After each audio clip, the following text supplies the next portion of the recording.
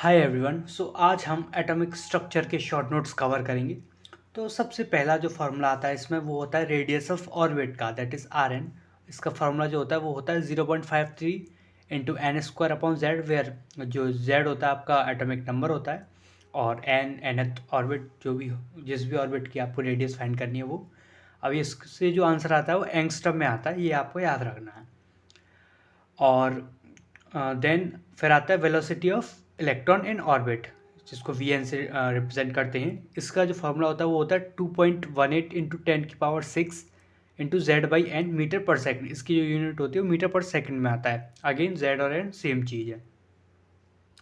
अब एक बात, हाँ ये और कि जो ये क्या है, बॉहर ऑर्बिट और बॉहर रेडियस जो होती है ये सिर्फ वन इलेक्ट्रॉन सिस्टम के लिए अप्लीकेबल है, यानी He+, Li2+ और Hbe3+, इन सारे सिस्टम्स के लिए अप्लीकेबल होती है ये बॉहर्स एटॉमिक थ्योरी। आगे बढ़े तो काइनेटिक एनर्जी ऑफ इलेक्ट्रॉन अगर निकाल लियो किसी भी एनर्थ शेल में तो उसके लिए फार्मूला होता है 13.6 into Z square upon N square. इसका जो आंसर आता है वो इलेक्ट्रॉन वोल्ट में आता है। अगेन पोटेंशियल एनर्जी जो होती है वो ट्वाइस होती है काइनेटिक एनर्जी के with a negative sign. This is the formula of potential energy. And एक यूनिट कन्वर्जन याद होना चाहिए कि एक इलेक्ट्रॉन वोल्ट में 1.6 इंटू 10⁻⁻19 जूल्स होते हैं। ये भी एक इम्पॉर्टेंट कन्वर्जन है, ये याद होना चाहिए। अब टोटल एनर्जी क्या होती है, kinetic energy plus potential energy कर देंगे। तो टोटल एनर्जी किसी भी ऑर्बिट के लिए अगर किसी भी शेल के लिए अगर हमें निकालनी है तो इसका फॉर्मूला होता है माइनस का 13.6 into Z square upon N square electron volts. ये होता है इसका फार्मूला। अब हाँ, एक आयनाइजेशन एनर्जी का भी सेम फार्मूला होता है जो काइनेटिक एनर्जी का होता है, यानी आयनाइजेशन एनर्जी निकालनी हो तब इससे हम निकाल सकते हैं। अगर हमें एनर्जी निकालनी है एमिटेड रेडिएशन की तो एनर्जी किसके बराबर होती है कि मान लो कोई N1 से N2 में गया तो उनके बीच का जो जितना डिफरेंस होगा वही उसका एनर्जी का डिफरेंस होगा, उतनी उसी वेवलेंथ की उसी एनर्जी की रेडिएशन वो बाहर निकालेगी। पर्टिकुलर कोई N1 से N2 में गया है तो En1 हम इस फार्मूले से कैलकुलेट कर लेंगे, En2 हम अगेन इस फार्मूले से कैलकुलेट कर लेंगे, उन दोनों का डिफरेंस ले लेंगे तो ये चीज़ निकल आएगी। एंड नाउ अब वेवलेंथ कैसे निकालें उस एमिटेड रेडिएशन का, तो एक तो हमारे पास डायरेक्ट फार्मूला होता है SC/λ या एच न्यू करके, पर उससे जो है थोड़ी कॉम्प्लिकेशंस आती हैं, थोड़ी ज़्यादा कैलकुलेशंस हो जाती हैं। तो हम यूज़ करते हैं इसके लिए रेडबर्ग फार्मूला। रेडबर्ग फार्मूला क्या है, 1/λ RZ² 1/N1² minus 1/N2², where R की यूनिट आर की जो वैल्यू होती है वो होती है 1.097 into 10⁻⁻7 metre inverts. Generally R की वैल्यू लोग याद नहीं रखते, 1/r की वैल्यू याद होनी चाहिए आपको, 911 एंगस्ट्रम। क्यों? क्योंकि हम जनरली इसमें से वेवलेंथ निकालने तो हम इसको उल्टा करते हैं, तो लैम्डा ये 1/λ फार्मूला, तो लैम्डा करेंगे तो 1/r हो जाएगा ये। तो 1/r की वैल्यू जो होती है 911 एंगस्ट्रम होती है, जो कि याद रखनी है आपको। Now spectral series for hydrogen atom. अब जो हाइड्रोजन एटम की जो स्पेक्ट्रल सीरीज है इससे भी काफ़ी क्वेश्चंस आते हैं। 6 सीरीज होती हैं, लाइमन, बामर, पाश्चिन, ब्रैकेट, पीफन और हमफेरी। याद क्या रखना है आपको कि लाइमन सीरीज के लिए N1 की वैल्यू 1 होती है, बामर के लिए 2, पाश्चिन के लिए 3, ब्रैकेट के लिए 4, पीफन के लिए 5 एंड हमफेरी के लिए 6। और N2 की वैल्यू इनसे जस्ट कुछ भी हो सकती है, मतलब जैसे कि अगर बालमर के लिए N1 2 है तो 2 से ज़्यादा कुछ भी हो सकता है N2 की वैल्यू बामर के लिए।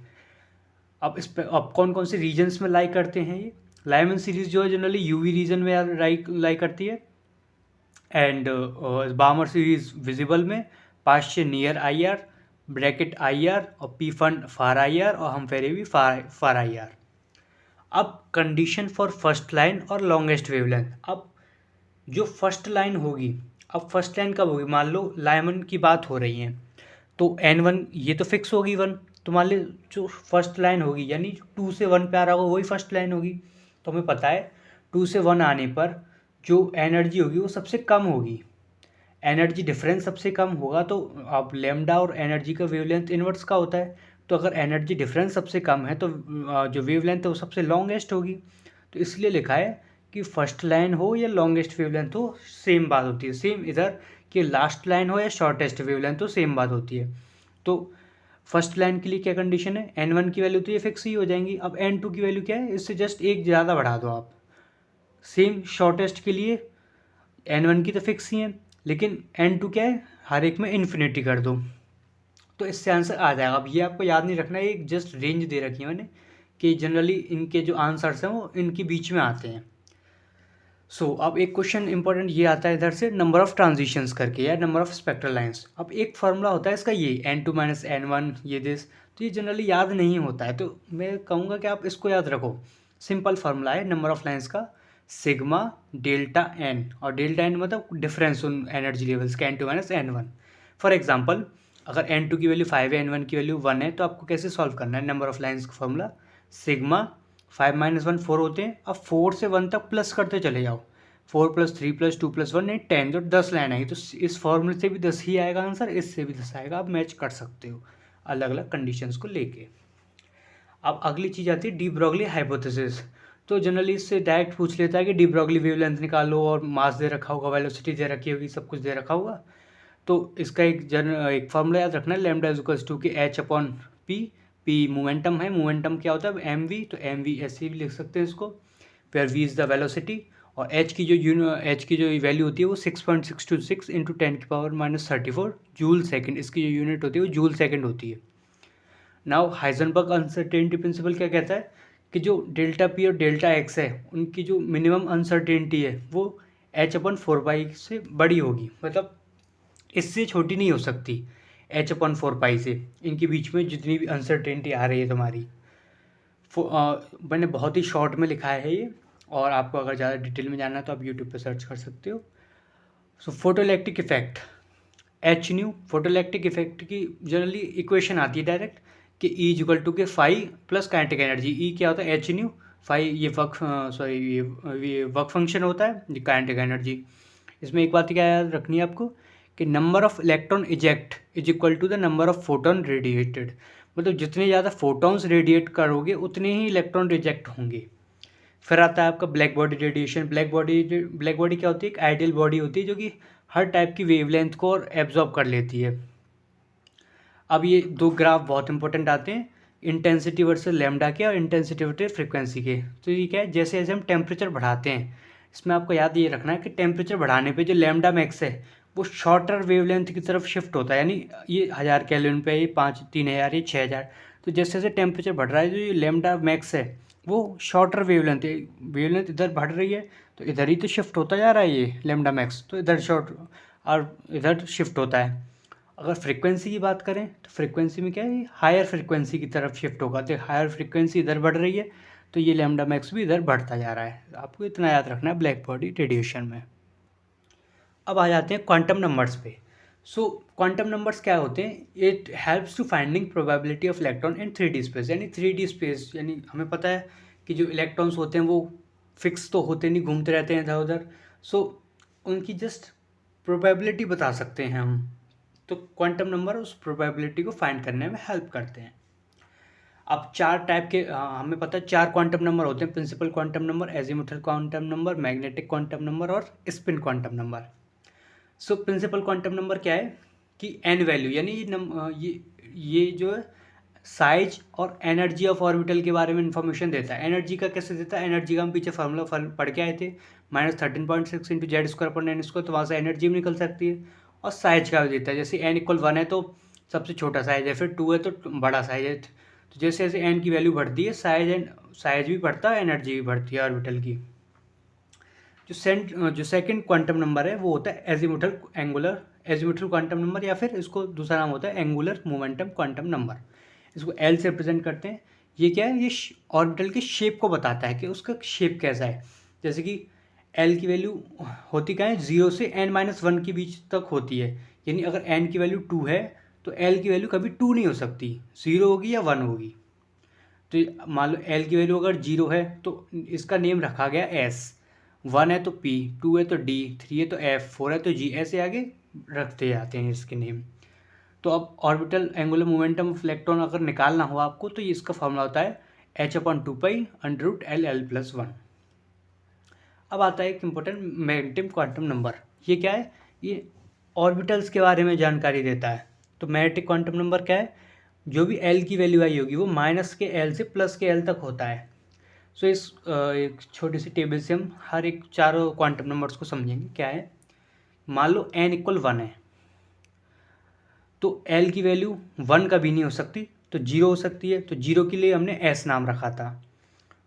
अब जो m है वो माइनस एल से प्लस एल तक होता है, जैसे तो 0 ही है तो 0 होगा, तो 0 यानी एक ही होगा, एक ही डिब्बा होगा, यानी 1s, इसका नाम रखा गया 1s। अब आते मान लो इस पे n इक्वल 2 है, तो l 0 भी हो सकता है 1 भी हो सकता है, लेकिन 2 नहीं हो सकता। तो 0 के लिए s बोलते हैं, 1 के लिए p बोलते हैं। तो 0 यानी s में एक ही ऑर्बिटल होती है, s में हमें पता है, और p में 3 होती है, तो 3 बना दिए। और होता कहाँ है, होता क्या है, माइनस एल से प्लस एल तक। तो एल की वैल्यू क्या है 1, तो -1 0 +1, तो ये ऑर्बिटल के नेम हो गए एक तरह से। ये -1 ये 0 रिप्रेजेंट कर रहा है, +1 रिप्रेजेंट कर रहा है, ऐसे करके। अब मान लो 3 है तो सेम चीज़ 3 नहीं हो सकता, 0 1 2 हो सकता है, SPD नाम रख देंगे तो सेम तरीके से ये आ जाएंगे। अब स्पिन क्या है, या तो प्लस हाफ होगी या माइनस हाफ होगी, प्लस हाफ हुई तो अगले वाले की माइनस हाफ होगी, तो ये चीज़ वो चीज़ हो गई। सो जनरली क्या है, ज़रूरी नहीं वैसे कि अगर प्लस हाफ है तो क्लॉकवाइज ही या क्लॉकवाइज हो, हम मान लेते हैं कि अगर प्लस हाफ है तो क्लॉकवाइज होगी। और आपको ये पता ही होगा कि एक ऑर्बिटल में 2 इलेक्ट्रॉन्स होते हैं। अभी कुछ फॉर्मूलेज हैं कि अगर आपको नंबर ऑफ पहली चीज़ तो एक पॉइंट यही है कि नंबर ऑफ शेल और नंबर ऑफ सब शेल बराबर होती हैं। किसी भी ऑर्बिटल में जो इलेक्ट्रॉन होते हैं वो 2 होते हैं, 2 से ज़्यादा इलेक्ट्रॉन नहीं आ सकते, ये आपको पता ही होगा। Number of orbital in shell निकालना हो, यानी एक शेल है थर्ड शेल, उसमें अगर नंबर ऑफ ऑर्बिटल निकालना हो तो n² कर दो, यानी 3 का स्क्वायर यानी 9 होंगे। अब नंबर ऑफ इलेक्ट्रॉन इन सब शेल निकालना हो तो 2 × 12+1 कर दो। नंबर ऑफ ऑर्बिटल्स इन सब शेल निकालना हो तो 12+1 कर दो, और number of electron in n shell निकालना हो तो 2n² कर दो सिंपली। अब आता है आपका पॉलीज एक्सक्लूजन प्रिंसिपल। ये क्या कहता है, ये बोलता है कि no 2 electron have same set of quantum numbers, यानी कोई 2 इलेक्ट्रॉन्स का सेम सेट नहीं हो सकता क्वांटम नंबर का, कुछ न कुछ डिफरेंट होगा। मान लो 3 सेम होगी, मान लो n भी सेम हो गया, l भी सेम हो गया, m भी सेम हो गया, तो स्पिन तो चेंज होगी ही होगी। ये बोलता है पॉलीज एक्सक्लूजन प्रिंसिपल। अब वो प्रिंसिपल क्या बोलता है कि energy is directly proportional to n + l, यानी जिसकी n + l की वैल्यू ज़्यादा उसकी एनर्जी ज़्यादा। तो 2s की 2 + s की 0 होती है, तो 2 + 0 2, तो n की वैल्यू 2 होती है इसकी, और l की वैल्यू 0 होती है इसकी, तो 2 + 0 2। तो 2s की एनर्जी लेस है 3p से, तो 3p के 4 आता है, इसका 2 आता है, तो इसकी लेस एनर्जी है, इसकी मोर एनर्जी है। अब क्या, अगर n + l अगर सेम हो जाए किसी की n + l वैल्यू, तो क्या है n जिसका ज़्यादा उसकी एनर्जी ज़्यादा। और याद क्या रखना है कि जो इलेक्ट्रॉन है पहले लोअर एनर्जी को ऑक्यूपाई करेंगे, फिर हायर एनर्जी को ऑक्यूपाई करते हैं। अब finally Hund's rule for maximum multiplicity ये कहता है कि पहले आप जो इलेक्ट्रॉन्स को पहले सिंगली ऑक्यूपाइड करो, देन बाद में पेयरिंग करना है। जैसे कि ये वाली रिप्रेजेंटेशन सही है और ये वाली गलत। अब इलेक्ट्रॉनिक कन्फिग्रेशन हमें पता है कि इसमें एक दो एक्सेप्शंस आते हैं, जैसे क्रोमियम का होना चाहिए 4s2 लेकिन होता है 4s1 3d5, क्योंकि ये 3d5 एक इलेक्ट्रॉन जंप कर जाता है इसको, क्योंकि हाफ फील्ड जो ऑर्बिटल होती है वो स्टेबल होती है, स्टेबिलिटी के लिए जंप कर जाता है। सो ये आपका एटॉमिक स्ट्रक्चर शॉर्ट में ही मेन फॉर्मूले डिस्कस किए थे मैंने, ज़्यादा कुछ डिटेल में ज़्यादा है नहीं। So thank you for watching this video.